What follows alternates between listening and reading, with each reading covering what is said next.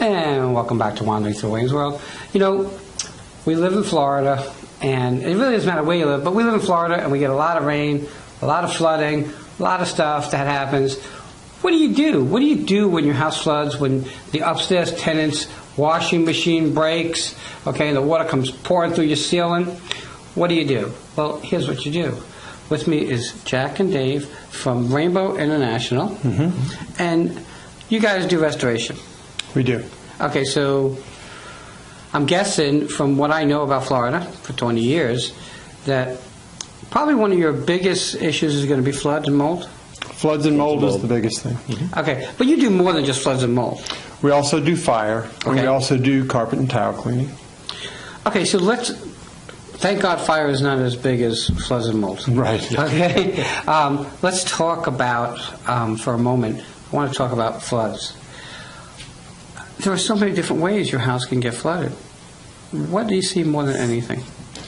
As a general rule, we see the water heaters go.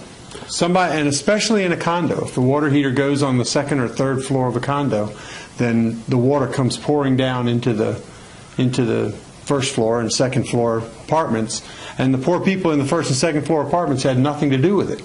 But all of a sudden, their living space is being flooded. All right, Jack, so let me ask you this. A lot of people will say, well, yeah, I'll just get a mop and clean it up and mop it up. Where's the problem with that? The problem with that is that if you don't get the carpeting or the drywall dried out completely, that moisture is there. And here in Florida, we have a lot of humidity and we have warm temperatures, so that is a prime breeding ground for mold. Mold needs three things in order to grow. It needs a food source, which the drywall or carpeting is. It needs moisture, which obviously the leak caused. And you need temperature, warmth. Anything over about 78 degrees or so will provide a prime breeding ground for mold.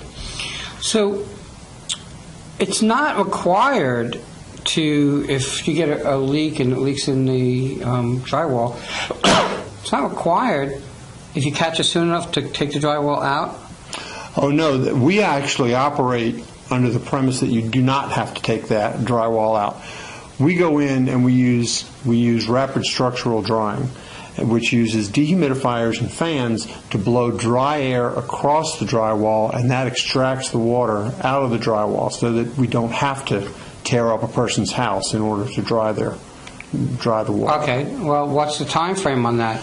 I had a leak last night. How long do I have before I need to get you guys in? You have a day or two before we get in. And if you wait too long, then you will start seeing mold and that type of thing, and then very often we pull baseboards and whatever else needs to be done in order to get it dried. Once mold sets in, can you get rid of mold once it sets in, or do you have to cut the drywall out and get rid of it? As a general rule, Florida best practices are that you're supposed to cut the drywall out. Interesting. All right, so we got through that. I guess roof leaks big in Florida, water heaters, washing machines on air conditioners. Air conditioner, drain lines, yes. I had the air conditioner drain line issue at my house. I was on the first floor. But what happens is it leaked, and it went this way, and it went this way. And you saw the mold just by the baseboard this way, and the mold went baseboard. Does the mold grow on wood, too? Yes. So yes. Mold grows on wood, mold grows on the drywall, on the paper on the drywall. It grows on the carpet. On the carpet or under the carpet? It will grow in the carpet and it'll grow under the carpet. And it grows in the tack strip that goes around the edge of the room. Because that's wood. Okay, so let me ask you this. So what's the treatment for carpet then? Well, it depends on how bad it is, but very often we can clean the carpet and use an antimicrobial to kill the mold. Okay, and is that a process that takes long, or, I mean, so I have a flood, I call you guys in, there's still, of course, dampness in the carpet, because that seems to take forever to go away. So you guys come, you'll suck out the moisture and whatever. We suck out the excess moisture out of the carpet and the padding. Okay, what's the time frame from the time that you guys come in till things are back to status quo? Depending on how bad the flood was, we can be out of there in as little as 3 days. Sometimes it takes longer than that. Wow. So it's really a production. Mm-hmm. It is. When we put in the dehumidifier and the fans to circulate the air, it generally goes by the size of the room, how many you need. So the dehumidifier takes the moisture out of the air, and then the fans blow that dry air across the wet surfaces. Water wants to naturally go from wet to dry, so that moisture that's still in the carpet or in the walls, as the dry air passes through or passes by it, that water will wick out of that wall or carpet into the air and be recirculated around so the dehumidifier can take the water out again. I guess you can look at it as a piece of paper towel. When you put a drop of water on it, it spreads to the driest areas. Mm-hmm. Really interesting. All right, let's talk about fire. Mm-hmm. Thank God it's not as, it's surely a big problem, but not as, the occurrence is less. We're not talking about, per se, this major house fire where the house burns down, because that's, restoration would be kind of tough. But what, like fireplace damage, stove, what kind of things that you see? Kitchens, a lot of kitchens. A lot of times you get somebody will put a stove on, put a pot on a stove to boil eggs or something, and then walk away, and they'll forget about it. All the water will boil out, and all of a sudden you end up with this horrible egg smell all over your house. And that's not necessarily a fire. That's just a smoke damage. Yeah, that's smoke damage. And then people will go and buy some incense, some potpourri, and think that fixes the problem. And it tends, it'll mask it a little bit, but you really need to go in and very often treat the walls and the ceiling in order to get that odor out. Going back to whether it be smoke or water in your ceiling or your walls, you just can't, once it's done, you really just can't paint over it. That's correct. Okay? What do you have to do? Well, go ahead. Well, we very often we can get the walls dried out soon enough that you don't have to do anything. Okay. Because and the real interesting thing is that if you've got water in the drywall on your wall, you can't see it. You don't necessarily see it. We have a little display where we built a little wall and we spray the back side of the wall. And if you use an infrared camera, you can see the moisture, but you can't see it from the front of the wall. So very often we can just dry out the wall and not have to do anything else. But if there is a water stain, especially in the ceilings, if there is a water stain, those tiles do it all the time. Yeah, then you have to seal it with an oil-based sealant, like a Kills.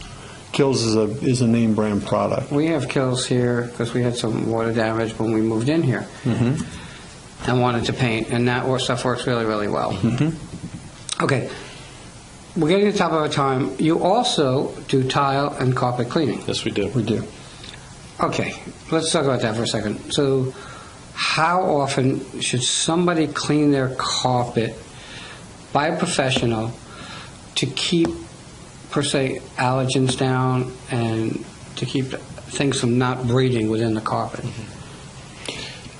That would vary depending on how many people are living in the home and how whether or not they have any pets, and specifically on how often they vacuum their carpet. If they're vacuuming on a regular basis and there's only 2 adults in the house and they're not tracking a lot of dirt and stuff in, you could probably get by with cleaning your carpet perhaps every couple of years. But if you have a lot of pets and you've got a lot of pet dander, a lot of or kids running around tracking dirt in the house, then you're looking at doing it more frequently, especially in the high traffic areas. Every 6 months is generally. And if you got allergies, it's really important, okay, because the vacuum can only do so much. What about grout cleaning and tile cleaning? Because we all know that you go and you get your place tiled. It's lovely. It's really lovely. But grout is porous, as are some tiles. But take the grout. When you spill coffee, that coffee gets into the porous areas and stains it. Can it doesn't come out. Like, can you get that out? Yes, we can. Here's the first trick for tile and grout. If you vacuum the tile instead of sweeping it, then you're not just sweeping the dirt into the grout lines. Because very often people sweep and the dirt goes into the grout lines and then your grout lines get very dirty. So if you vacuum it, you suck the dirt out. The second thing is when we go in, we can go in and we can clean all the grout lines and clean the tile, especially if it's ceramic. It cleans up very nicely, and we'll bring the tile back to its original color. Wow, that's pretty amazing. All right, if people want to find you, how do they find you? Well, our telephone number is 772-232-7422. And our website is a little long, but it's www.rainbowintl.com/treasure-coast-south. Now, what's your area that you cover? We cover from the north end of Port St. Lucie all the way down into Palm Beach County. Wow. So that's pretty, and you guys, I know some of you watching are from the Palm Beach County area, Jupiter, West Boca, where our other station is located. So, you know what? Give the guys a call. Is it a free estimate? Oh, absolutely. We'll do free estimates. Okay. So come check out what they do. Speak to them. Here you just got a taste of what they can do. But really, and we were talking in the green room, I don't change my own oil because the time that it would take, I'm not an expert. I would do the job, probably wouldn't be done as good. And the time it takes me, you guys could do it in a quarter of the time.